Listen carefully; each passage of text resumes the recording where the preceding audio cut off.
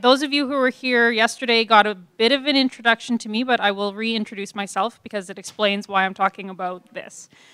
So I'm the Senior Advisor Anti-Poverty with the Division of Aboriginal Health and Community Wellness, Department of Health and Social Services, Government of the Northwest Territories. And so it doesn't really make sense that the Senior Advisor Anti-Poverty was the person that you were all told to call if you had any questions about the Pan-Territorial On the Land Summit. The reason I ended up with this super fun project is because I'm involved with this super fun project, and so my job description is sort of veering to the right. So the NWT On the Land Collaborative Fund has been in place for 2 years now, but in development for a period of time before that. And it's a group of funding organizations that are putting money towards land-based programming in the NWT and community advisors from the different regions of the NWT. And it's a pretty unique model that we're really proud of, so I'm happy to have a chance to talk to you about it a little bit. There are a number of the partners in the room, and if any of them make it back, some of them are just going to take pictures of me while I'm doing this, but at any point they might come up and join and weigh in as well if there's other perspectives for you to hear. So the NWT On the Land Collaborative Fund brings together governments, charitable partners, corporate entities, and other partners to combine efforts and make it easier for communities to access money and resources for on-the-land projects. And the intent is to leverage increased funding and resources from different partners to better support communities and organizations that are delivering land-based programming and to celebrate the strength of communities as they have experiences on the land. So what does on the land mean? I mean, it seems like an obvious question, particularly for this room, but it's something that we really found when we started talking about this idea meant very different things to very different people. And there are lots of organizations that are putting money towards getting people out on the land, but they all have different reasons for doing that, and they all feel generally that their reason is specific and different from why other people are doing it. So it may be funding that's specifically for land stewardship or specifically for guardian programs or specifically for healing and wellness or for cultural education, but they're not, as funding entities, really seeing those as being one and the same as each other. Nonetheless, governments, corporations, all of the philanthropic bodies that are putting money in towards programming in the territories really support on-the-land programming especially, and particularly with Indigenous organizations and communities. For those communities and organizations, the programs look very much the same. We know that existing funding programs are oversubscribed and that current on-the-land programs are insufficient to meet demand. So there's not enough money to make them happen, and there's always more people that want to go than can be accommodated when a program happens. So why we are doing it? Why do we have the collaborative? For funders, the benefits, I'm not moving this thing at all, I'm sorry, I have slides. I'm running two different things. For funders, the benefits of better collaboration include increasing available funding for on-the-land programming by leveraging amongst sectors. So a lot of the time, as you would all know, when you apply for money, say from the government, they'll want to know how much you're putting in of your own funding, or if you're applying to a foundation, they'll want to know if government supports the project, and it can feel like you're sort of tied to, you can't get anything done until you have one person who's willing to take the risk. There's increased efficiency in program delivery because it minimizes the administrative burden, and that's really something that we have heard from programs.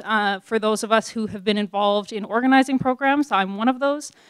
You can spend all of your time applying for funding, reporting on funding, managing funding, and very little of your time actually running a program and being out on the land. So the benefit for funders is they all want to be involved in that program delivery piece of it, and this makes it possible for more of their money to be going towards that part.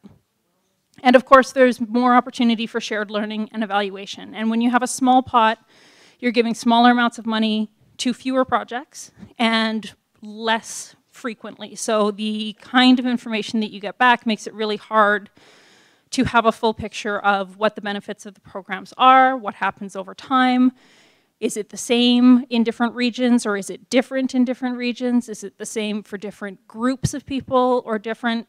It's hard to do any of those things when you're working in isolation, but when you have multiple funders and a lot more resources to put into it, you can get really interesting information back. Whatever the reason for any funding organization to be supporting the programs, the outcomes are always intertwined, they're always interdependent, and the delivery looks basically the same. It's youth, land users, and elders and families in camps, renewing their relationships with the land, with each other, and with their culture and language. Doesn't matter what the purpose of the program is, doesn't matter who's funding it, doesn't matter who's running it. That's what it looks like.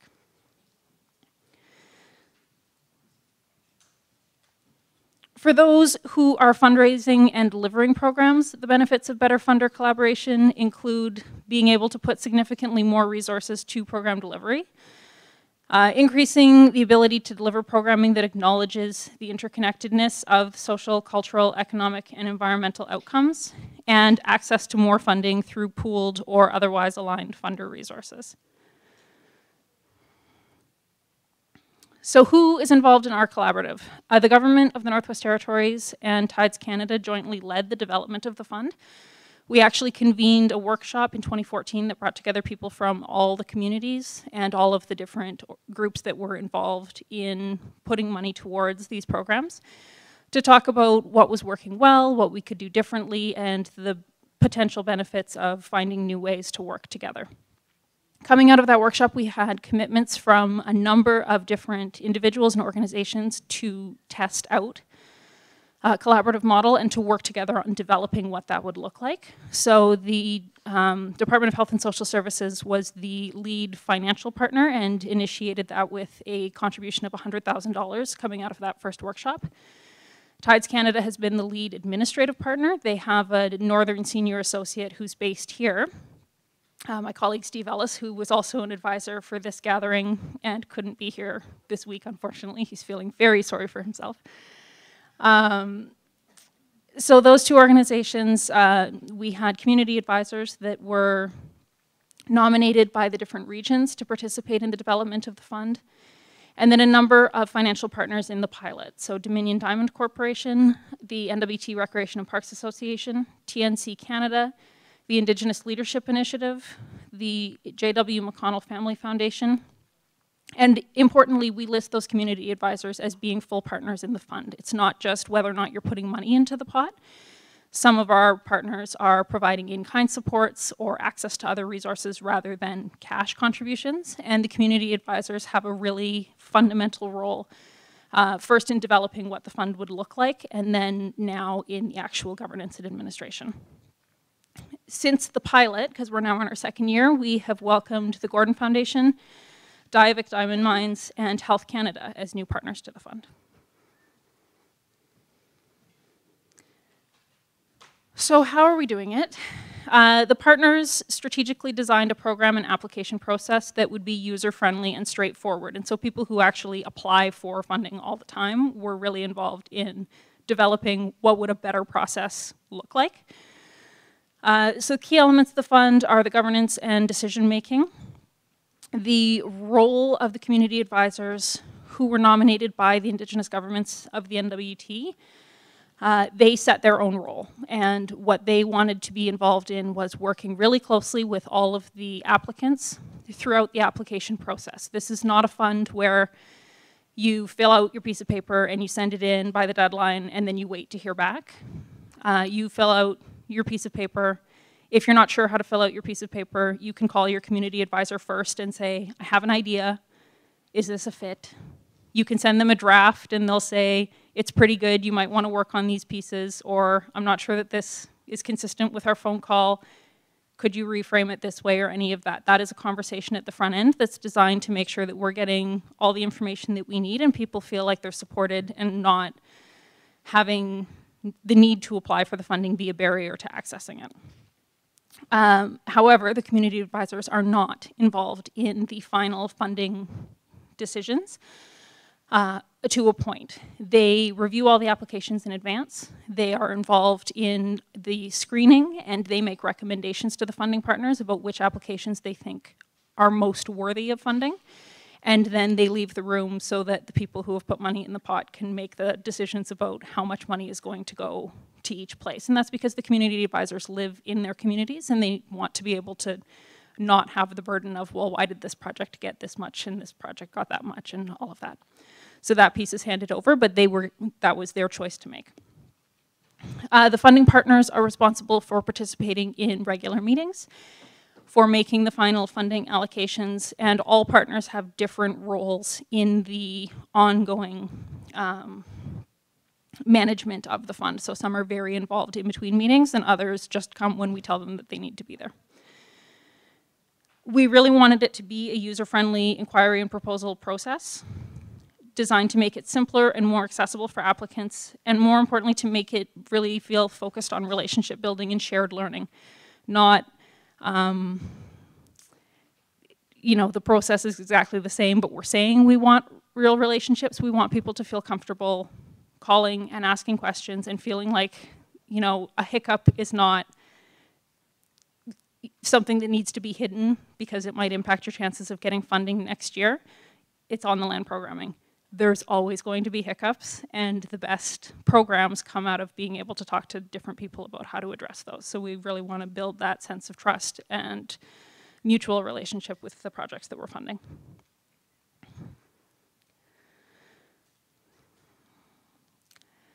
So the partners respect local expertise and work to accommodate projects as they've been designed and developed. And this is really key, rather than requiring them to conform to our funding program requirements. So we designed the program so that the limitations are really minimal. It is not open to initiatives that are for profit or personal gain. It's not open to organizations outside of the NWT. You can't apply if you are a political or partisan initiative, and federal and territorial governments are not eligible. The one thing that I will mention as an exception to that, because in the NWT, our schools and our health centers are technically government bodies, and so the government actually initially said, no, of course they're not eligible, and the communities said, that's ridiculous, that's who helps us to run these programs, so they need to be able to apply for it. So we look now for whether there are meaningful community partnerships for those programs, and they're assessed on a case-by-case basis.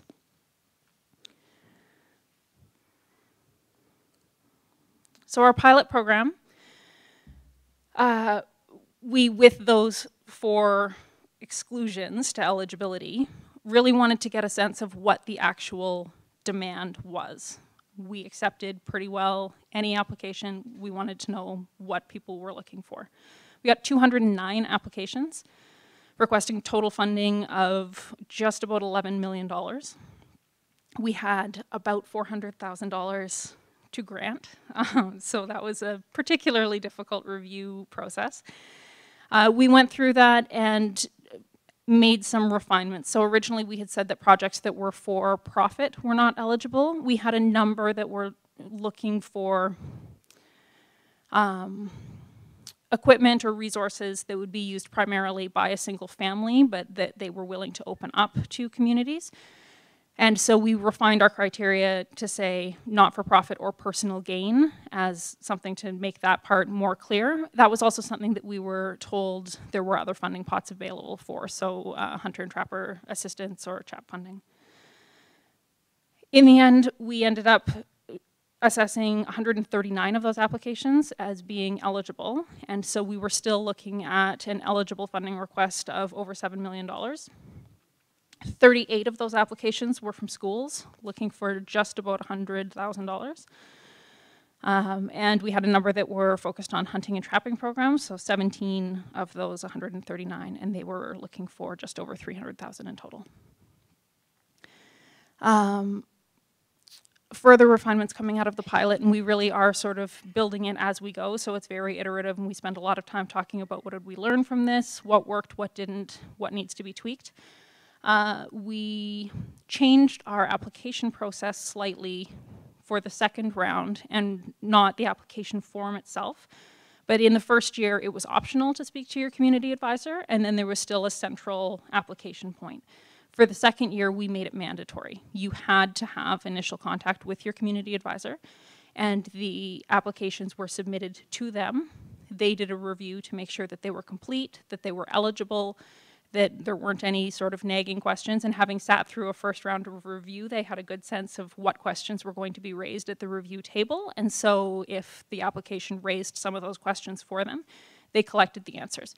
Applicants did not have to change their applications. So if there was something that the community advisor felt probably wasn't going to be considered for funding, they would discuss that with the applicant, but if the applicant wanted it to remain in the application, that was up to them. The application came through, the community advisor was able to say that they'd had that conversation. Based on that revised process, in year 2, we had a total of 105 applications, total funding request of $3.2 million, closer to 3.3. And just this week, we announced the final funding allocation for that. So we funded 35 applications in total. The total amount of funding that was granted was $634,000. A pretty big range. The projects are interesting because the scope is wildly different. So in the first year, the smallest application we funded was $1,000.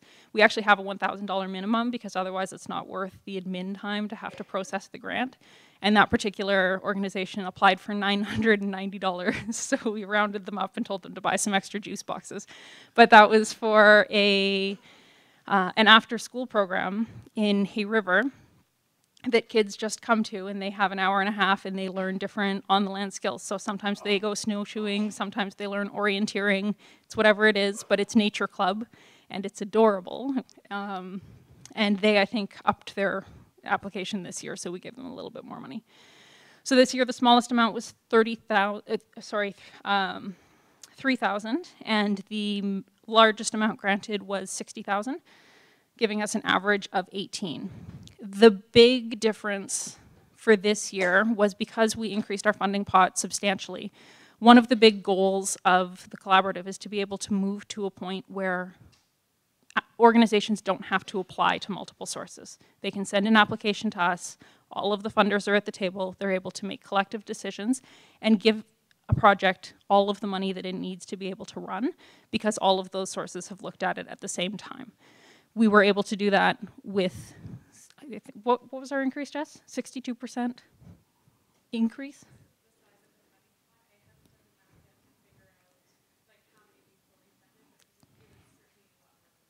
Okay, so an increase of 62% in our funding pot this year over the pilot year, and a much larger number of projects that we were able to fully fund, which is the goal eventually for all of them, but something that will add to what we're looking at evaluating as we move forward. What is the impact for those projects and how much more efficient does it make things for them to only be dealing with one organization? So what have we learned? First, obviously, that demand is significant and that existing programs and approaches are insufficient. There is simply not enough currently available for things to be fully funded and sustainable with existing resources. You've heard that repeatedly over the last couple of days. Second, that a one-stop shop is actually better for everyone. It's easier for recipients to access. Flexibility is awesome. You get better programs out of being able to sort of roll with how things are actually going.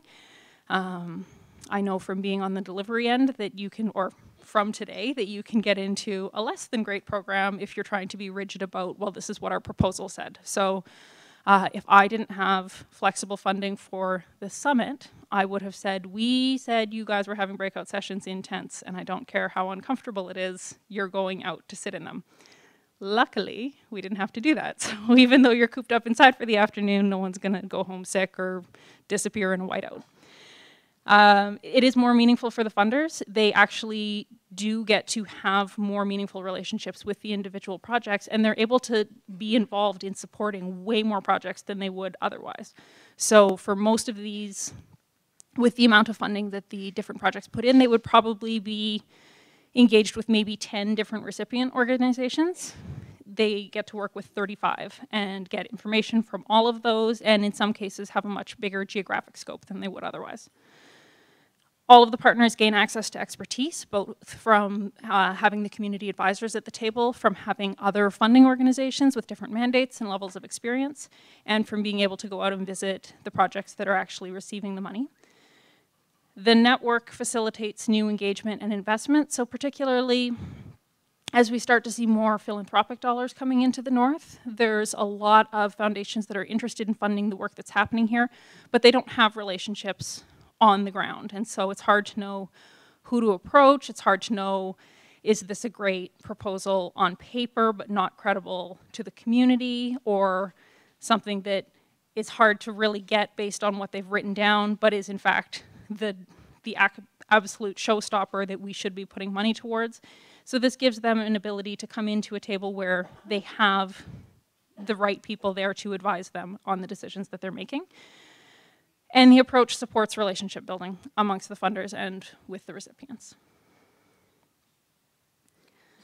So impact, this is from the very first report that we got from the pilot projects. It says, I love it out here at camp. I have not been in the bush since I was 13.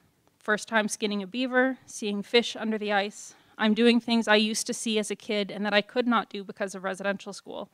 I've never seen my grandchild so happy.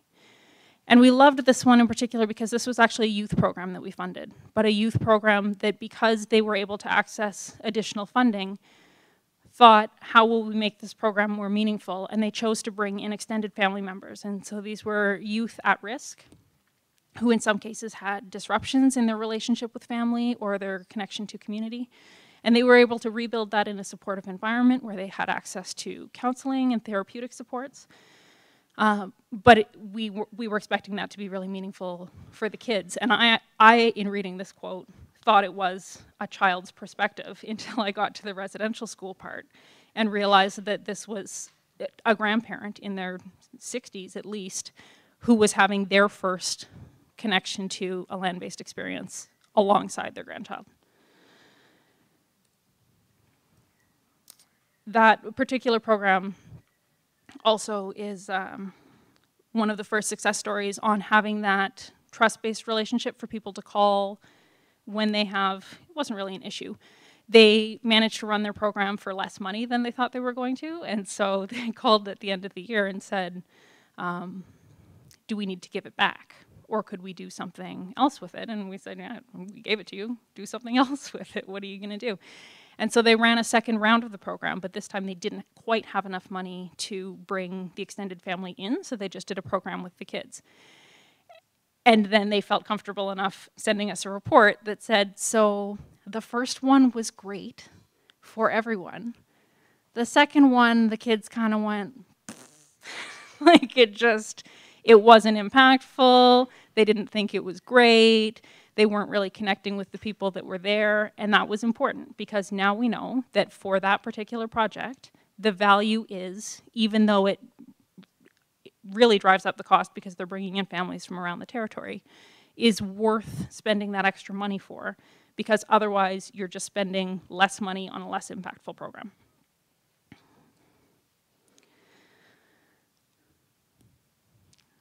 So all of that learning in action, because we really are trying to not just collect information to sit on it, but to have that also change the way that we're doing things. We try to have a learning tour every year. We had our first one last fall to go out and build relationships with those projects.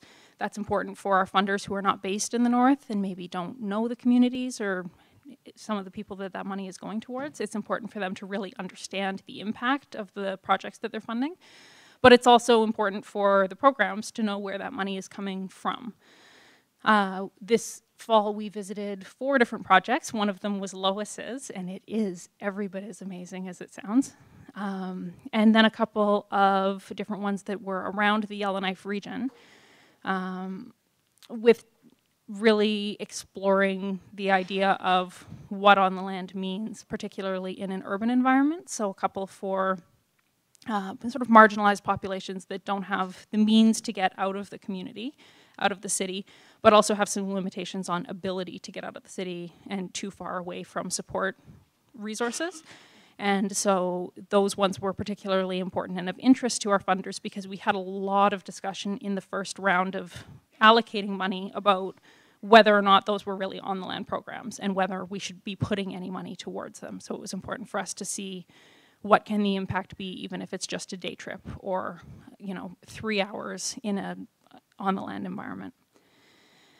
We are very focused on partner development. So 3 new partners, as I mentioned, confirmed for this second round. We also had an increase in funding commitments from all of the existing partners based on their experiences going through the first round. And we're continuing to keep it open. We will welcome as many new partners as we can until we're able to fully fund all of the amazing projects that apply to the Collaborative Fund. We're also building towards being able to have multiple funding cycles annually because, of course, the land is not the same year-round, and it can be hard to plan in advance through 2 seasons for everything that you're going to do. And increasing communication and reporting. And so this is, I know many of you have commented over the course of this week about the high-quality Twitter action coming out of the NWT on the Land account. That is managed by Jess Duncan, who represents the NWT Recreation and Parks Association on the Collaborative Fund, and that is actually the Collaborative's social media presence. If you don't already follow it, you should, because it is really great. But that is where we want to be sharing stories of the projects that we're funding, sharing with the projects that we're funding, interesting things that are happening in other places, keeping up with whatever relevant news there is, but basically trying to bridge as much as possible within the resources that the Collaborative has. The fact that it is hard to be running a program and managing all the communication and managing all the funding relationships and doing all of those things. And that usually falls to 1 or 2 people in a community, and we have way more people than that sitting around our table. So we're trying to take some of that burden internally so that people can focus on their work, which is delivering the programs and being out on the land. Jess, do you want to talk at all about communication or anything?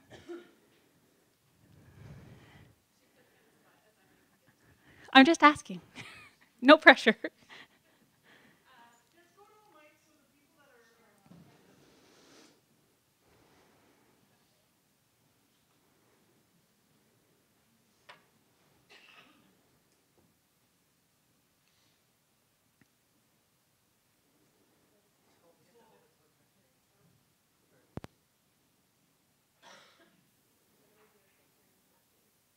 You come up and talk to me.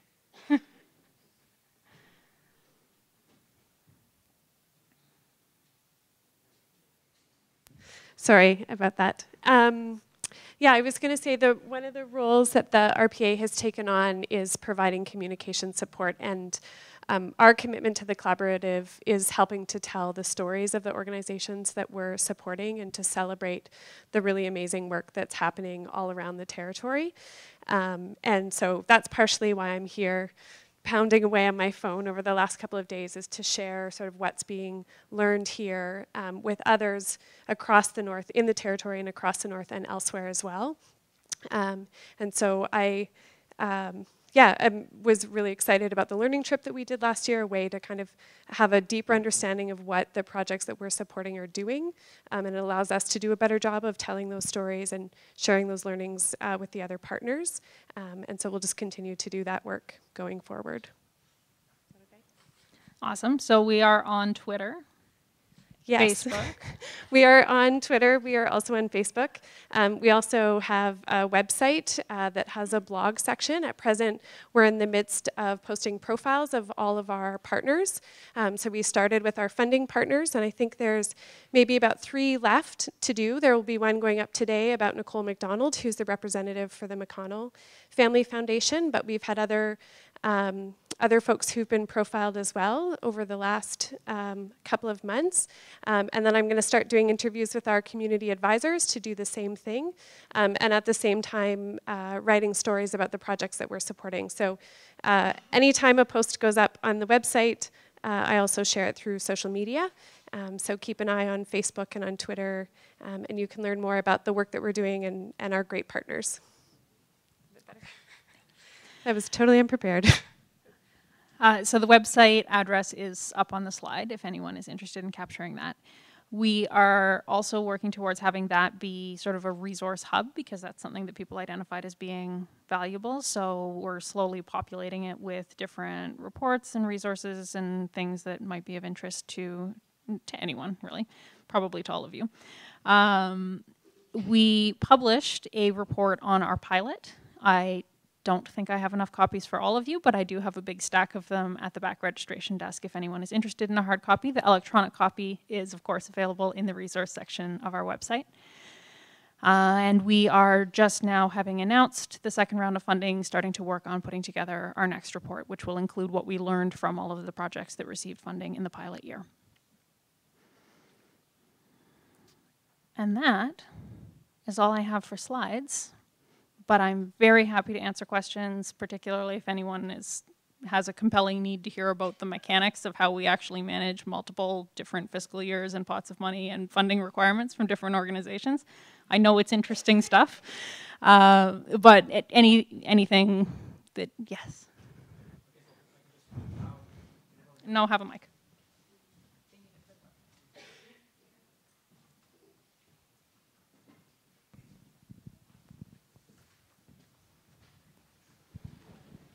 Yes, it sounds like a phenomenal project, and I'm not from Northwest Territories, but I'm really curious about the one-stop shop and how it seems so beneficial. It rings true, but in my world, I come from a world where we're often leveraging funding. So you're applying for funding, but part of the application that makes it stronger is to state that you have funding from another source. So I'm wondering if there's also maybe some missed opportunities for accessing other funds, like maybe federal funds, like research funds. Yeah, so there may be. Certainly we wouldn't look at it as a disadvantage to a program if they were accessing other supports, and we're happy to be used as the leveraging funding. So if someone were able to say, the collaborative is supporting this, and to add on to that project, we're going to apply for this research portion. I think the distinction for us would be if we were funding your project and we knew that you then wanted to add that additional component, we'd probably write you a support letter to go along with it.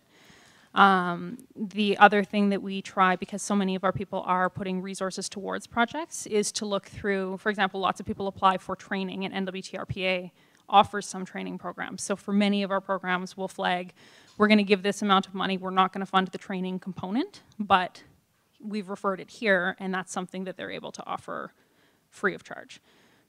Not for everybody, but as a potential thing. We also, depending on the region or the community where the program is being offered, through the GNWT Department of Environment and Natural Resources, have a lot of in-kind supports, equipment, expertise. They've got people working in all the communities whose job it is to be out taking care of the land, and so when the scheduling works, those people will actually go and support a program rather than having to bring someone in or use a camp or whatever it is. Yeah.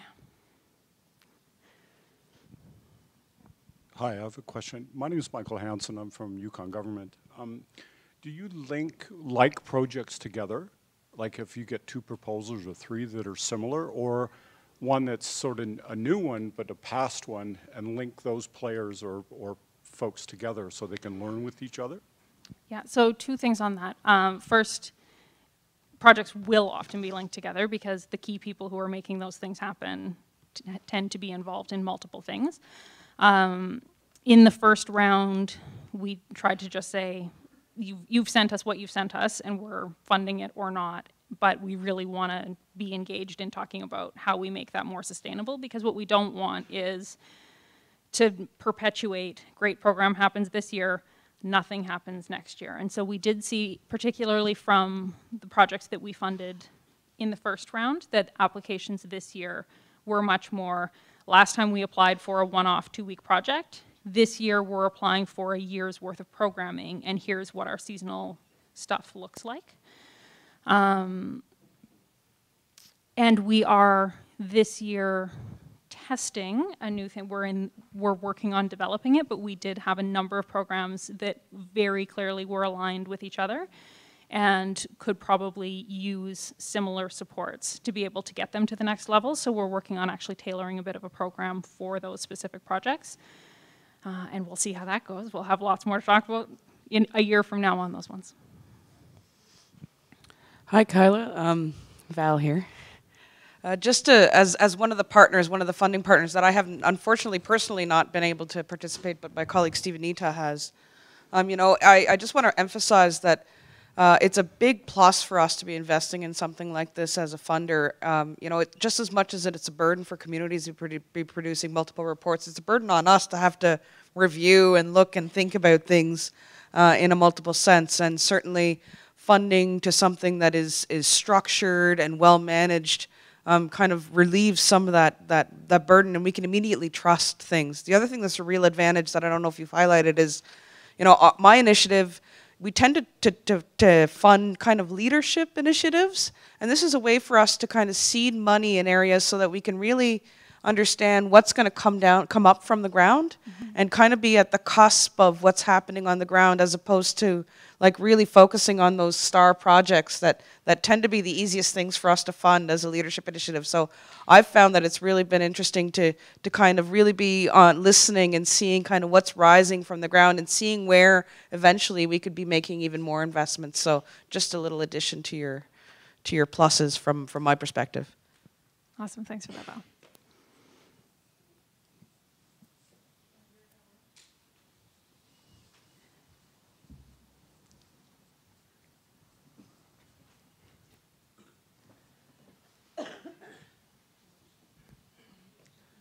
Thank you, Kyla. Quick question for you. My name is Jonathan. I'm from the Department of Health in Nunavut, and there's similar work underway on our side. And a question I'd like to hear you speak to more is, funding partners often have their own agenda, and they have their own ideas of specifically what they'd like to fund, and they've usually had their own application processes that hit certain marks. How did you go about bringing that to common ground so that it's one process, one program? Honestly, by leaving it to the communities to tell us what they were going to work on. So on the actual, like, how do you report back on this piece? For sure, we have funders that have geographic restrictions, and so they're saying, we're going to put in this amount of money, and we need to know that that amount of money was spent within this area. It doesn't take any effort to do that, because the pot is bigger than what any organization has put in. So not only can we say, yeah, we spent that amount of money there, we can say we spent 2 or 3 times that amount of money there, because they're getting the benefit of the other funders' resources as well.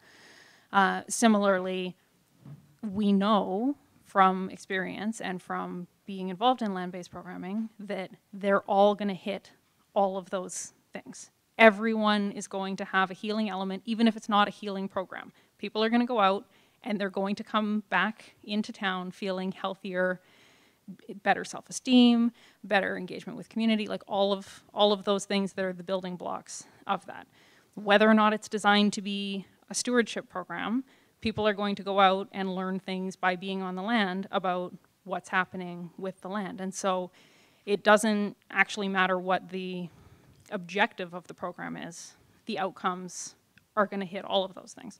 And so it's been, we do have some that are more targeted than others, and then we just go through and say, we know we have this amount of money that needs specifically to have this sort of component, and we can always find more than what that amount of money is. Hi, I'm Shelley from Pond Inlet, Nunavut. Thank you. You're a great spokesperson for this, and I think my understanding is that there are key people that the communities can contact, but does that extend to actually help with proposals?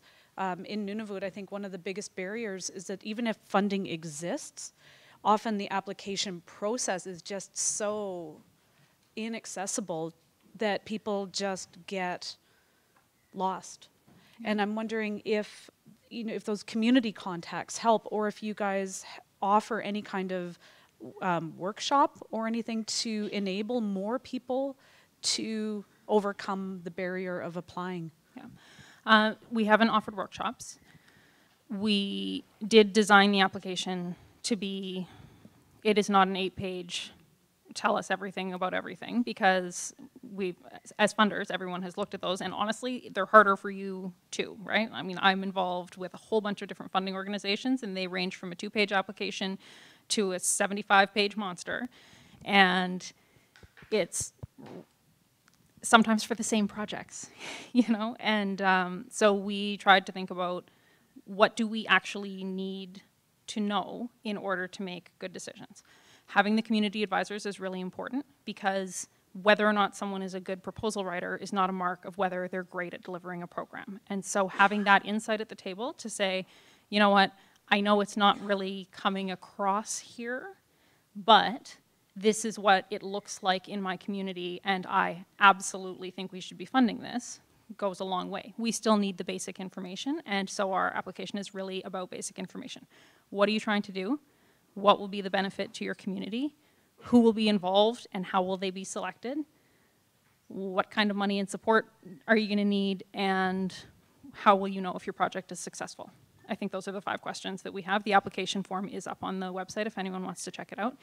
And as I mentioned, through the application process, they do send it in, and if it needs clarification or anything, the community advisor can call them. They can send it back and say, can you make these revisions? They can also have a conversation and say, you know, I was an acting community advisor last year. I had one that I went through and said, okay, here's what I've captured based on what we talked about. I'm going to send it back to you. You have a look and let me know if you're comfortable submitting that version. Our evaluation or final reporting thing is the same thing. What worked? What didn't work? What did you learn?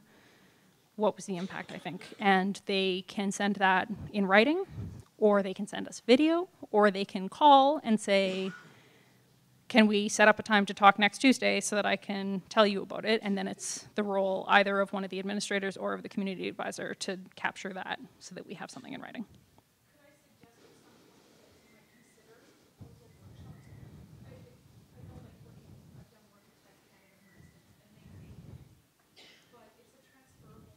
Mm-hmm. And that people won't always encounter organizations that are so easy to work with, and that it might be a good investment, possibly if the group is successful, that it becomes sort of a step 2 for them, is to learn how to reach out and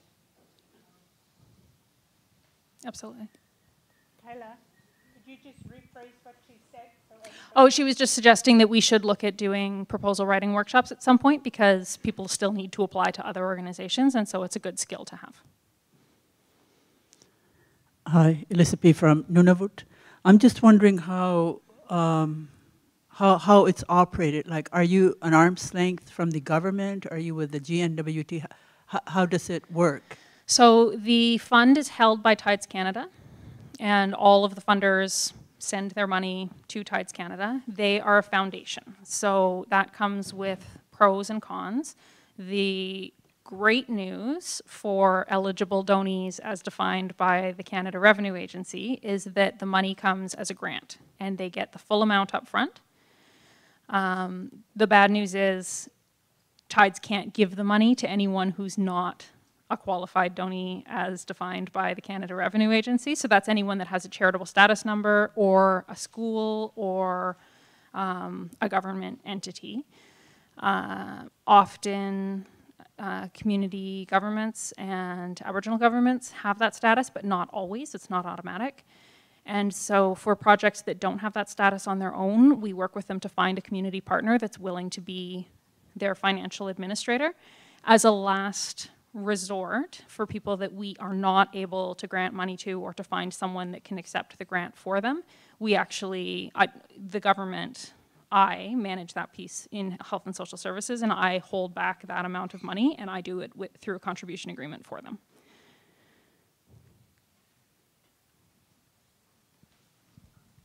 Hi, Sabrina, who works with Kyla. I think one piece that's really important for people to know is that the community advisors, I think we have a few in the room, hey? We do have a few community advisors in the room. John B., who presented to you guys this morning, is one of our community advisors. Susan Ross, I could see her Susan over. Ross is one of our community advisors. Wave, Susan. And these are people who are representatives from the Aboriginal governments. So we've built this really cool relationship with the people that have the connection to the communities, the best relationship with the communities. And I know from our end, when we first started this whole process, a challenge. I work with the government of the Northwest Territories and have for a long time, and have had frustration over the years by the financial administration processes that don't allow us to do some of the things that Kyla's talking about. And over the last couple of years in our government, we have been able to become more flexible around the way that we administer our funding. So we not only do we have multi-year agreements, which Kyla referred to. If you may not be able to spend in 1 year, you could spend a little later. But we also allow for people to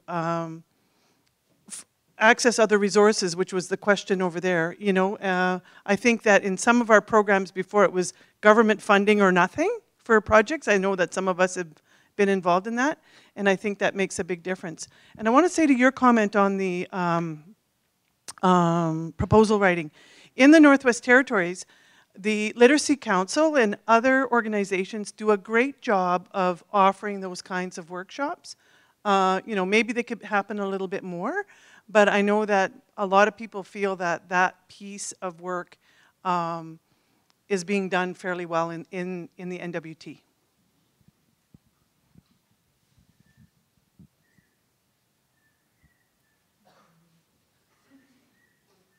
Meet me halfway.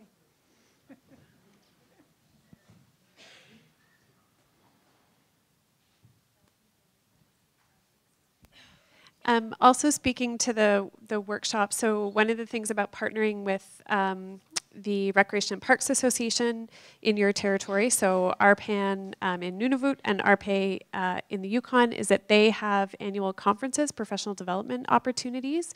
And here, we last year added an on-the-land stream that was meant to provide support to on-the-land leaders. So we had sessions on evaluation, we had sessions on language revitalization, and so doing a session on proposal writing could be a possibility for this coming year's conference. So that's another way in which those partnerships can help to meet the needs of applicants and recipients.